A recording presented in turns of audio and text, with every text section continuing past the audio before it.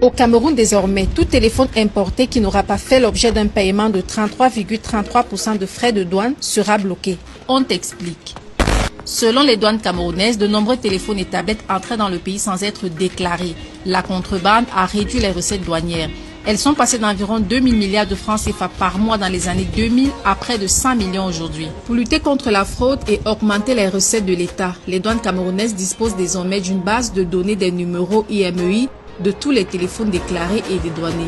Le numéro IMEI est un code unique qui identifie chaque téléphone dans le monde. Depuis le 1er avril, les téléphones dont les numéros IMEI ne sont pas enregistrés dans cette base de données sont inutilisables. Lorsqu'une carte SIM locale est utilisée dans un téléphone pour la première fois, le numéro IMEI du téléphone est automatiquement vérifié. Si l'appareil n'est pas enregistré, l'accès au réseau est immédiatement coupé. Plus d'appels, plus d'SMS ni de connexion Internet. Cette mesure a été prise le 26 mars par le ministre des Finances. Dans un communiqué, il précise que le dédouanement des téléphones, tablettes et autres terminaux relève de la responsabilité des importateurs.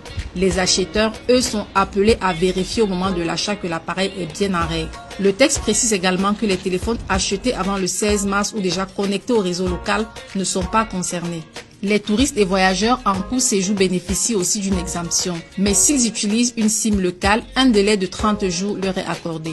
Lors d'une conférence de presse à Yaoundé, le directeur général des douanes a tenu à clarifier qu'il ne s'agit pas d'une nouvelle taxe, mais d'un nouveau mécanisme de collecte. Il affirme, je cite, « On ne va pas augmenter les quotités, on va plutôt les réduire. C'est pour cela que nous sommes à 33,3%. » C'est un vendeur de téléphones portables et de tablettes qui juge la taxe trop élevée, annonce déjà une augmentation des prix sur le marché.